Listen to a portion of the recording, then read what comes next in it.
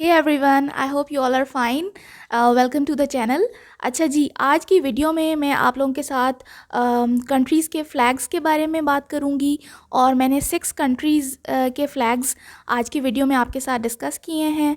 तो चलें स्टार्ट करते हैं। साथ साथ मैं आप लोगों को कुछ थोड़ी सी टिप्स भी देती जाऊंगी कि इनके फ़्लैग्स को याद कैसे रखना है। सबसे पहले इंडोनेशिया का फ़्लैग देख लेते हैं हम लोग। और यहाँ पे ड्रॉ मैंने ख़ुद किए हैं, इसलिए मैं यहाँ पे पिक्चर्स भी अटैच कर सकती थी, लेकिन ड्रॉ करने से ये होता है कि एक तो ये कि हमें हमारी मेमोरी होती है, विजुअली हम देख भी रहे होते हैं, हम खुद अपने हाथ से जब उसको ड्रॉ करते हैं तो हमें याद रहती हैं वो चीज़ें।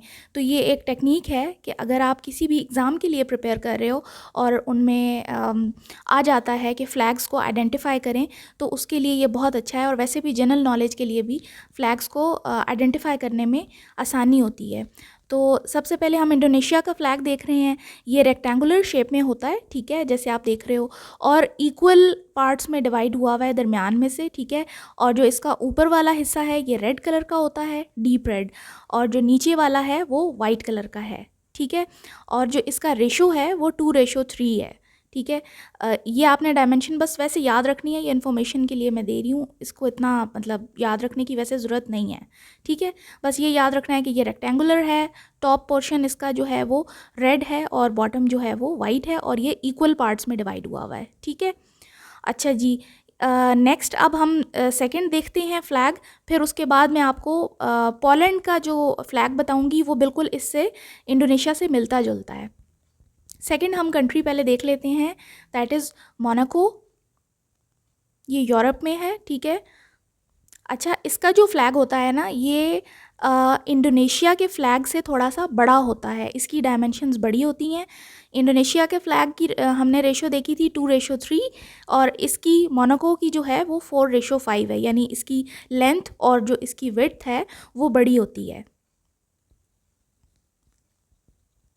अगर आप किसी भी कम्पैटिटिव एग्ज़ाम या कोई भी जनरल नॉलेज के एग्ज़ाम की आप प्रिपरेशन कर रहे हो, तो ये वीडियो आप लोगों के लिए बहुत यूज़फुल होने वाली है, और आई विल रिकमेंड कि आप इसको इसी तरह से प्रैक्टिस करो।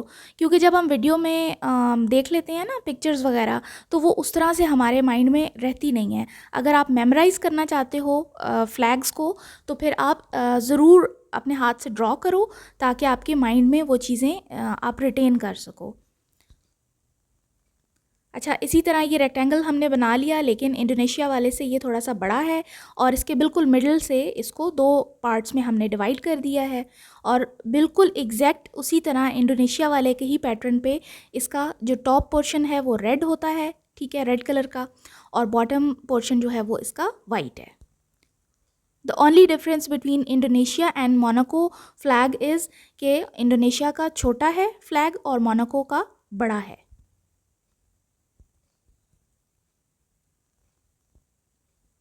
यहाँ पे जो एरोज़ मैंने लगाए हैं, ये मैं इनकी डायमेंशंस आपको शो करने के लिए मैंने आपका जो है ना आपके लिए थोड़ा सा इजी कर दिया है। थर्ड, अब हम जो फ्लैग स्टडी करने लगे हैं वो है पोलैंड का, ठीक है।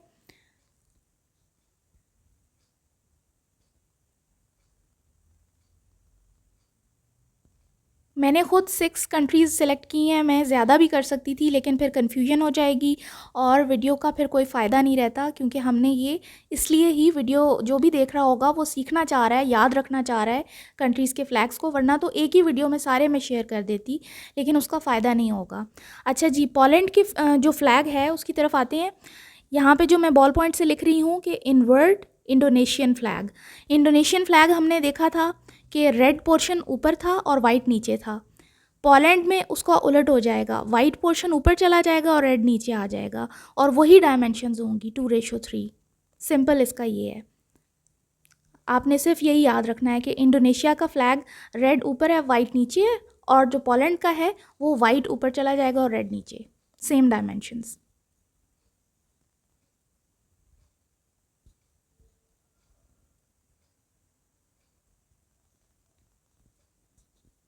ये पूरी फ्लैग्स की सीरीज़ मैं आप लोगों के साथ शेयर कर रही हूँ, और ये इसी तरह मैं सेपरेट वीडियोस की फॉर्म में शेयर करूँगी, ताकि आप लोग जो है ना आसानी से इसको याद भी रख सको।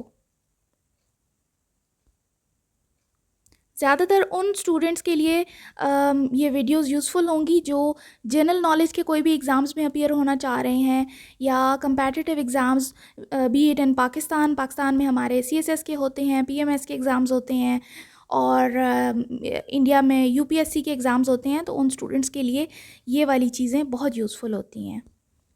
अच्छा जी, यहाँ पे पोलैंड का इस तरह फ्लैग बन गया, ठीक है, आपके सामने है। और अब हम नेक्स्ट फ्लैग की तरफ चलेंगे जो कि स्विट्ज़रलैंड का है। आगे तीनों फ्लैग्स जो है ना वो बहुत इंटरेस्टिंग होने वाले हैं। ये आपको लग रहा होगा कि तीनों एक ही जैसे हैं, सिमिलर से लग रहे हैं, लेकिन आगे तीनों जो है ना वो एक दूसरे से डिफरेंट हैं। अब जी स्विट्ज़रलैंड का फ्लैग देख लेते हैं हम लोग। अच्छा, स्विट्ज़रलैंड का जो फ्लैग है ये स्क्वायर शेप में होता है, ठीक है। 1:1 इसका जो है ना वो डायमेंशन होती है, यानी इसकी जो लेंथ और विड्थ है वो एक जैसी होती है, सेम होती है, ठीक है।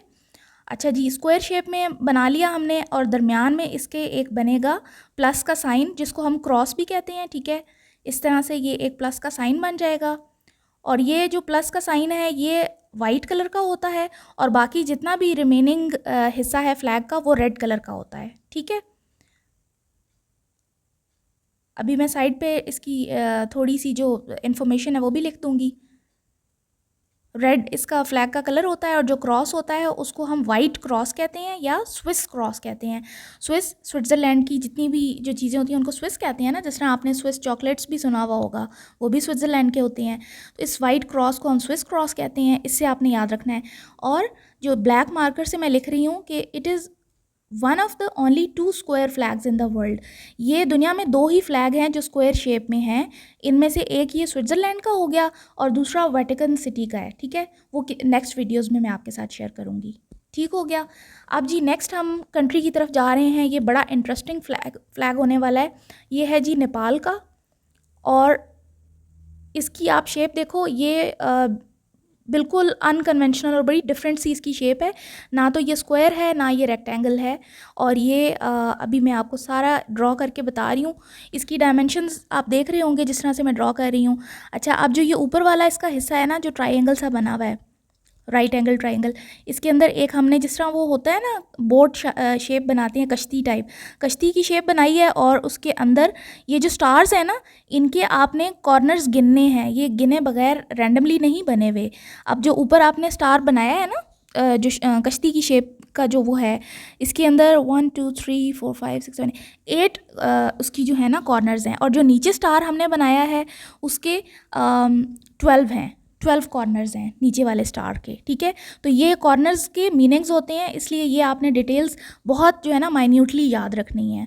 ऊपर वाले के 8 कॉर्नर्स हैं और नीचे वाले स्टार के 12 हैं, ठीक है। और जो फ्लैग का बाकी सारा हिस्सा है वो रेड कलर का होगा, और जो हमने ये स्टार्स बनाए हैं ना ये वाइट कलर के होते हैं।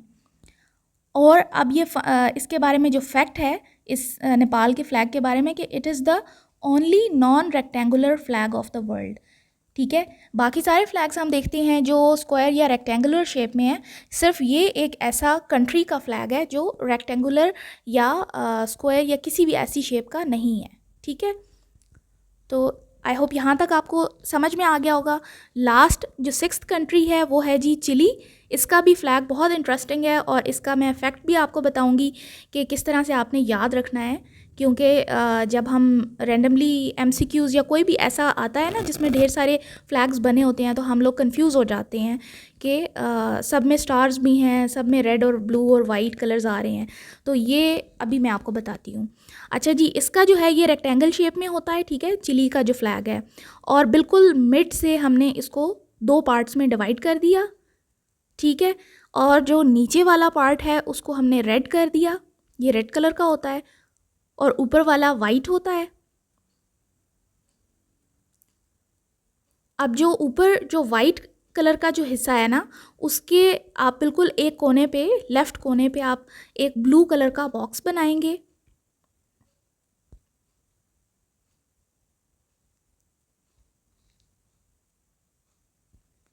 और इस ब्लू कलर के बॉक्स के अंदर एक 5 कोनों वाला स्टार बनाएंगे, जो नॉर्मल हम 5 कॉर्नर्स वाला स्टार होता है ना, वो हम बनाएंगे, ठीक है।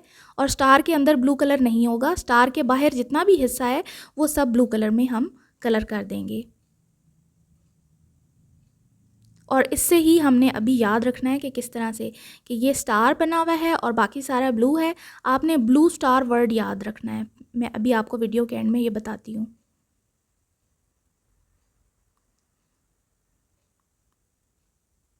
ये स्टार छुप रहा था और उसको मैंने थोड़ा सा हाईलाइट किया है, ठीक है।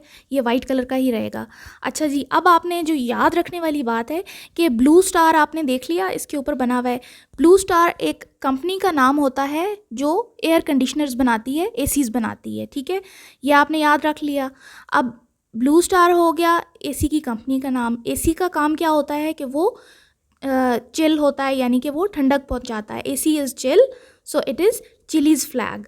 इस तरह से याद रखना है। इस मेथड को हम एसोसिएटिव मेथड कहते हैं, यानी मुख्तलिफ फैक्ट्स को जोड़कर याद रखने की जो टेक्निक है ना, मुख्तलिफ डिफरेंट ऑब्जेक्ट्स को या डिफरेंट फैक्ट्स को, आइडियाज़ को जोड़कर उसको याद रखने की, मेमोराइज़ करने की जो टेक्निक है उसको हम एसोसिएटिव मेथड कहते हैं। तो इस तरह से ये हम बड़ी आसानी से याद रख सकते हैं। आप जितने भी फ्लैग्स देखोगे उसमें अगर इस तरह का फ्लैग आए जिसका बॉटम जो है वो रेड हो, ऊपर से वाइट हो और कॉर्नर में ब्लू स्टार बना हुआ हो, तो ब्लू स्टार जो है वो एसी, एसी से चिल और चिल से आपने चिली का फ्लैग याद रखना है, ठीक है। आई होप आप लोगों के लिए ये वीडियो हेल्पफुल होगी।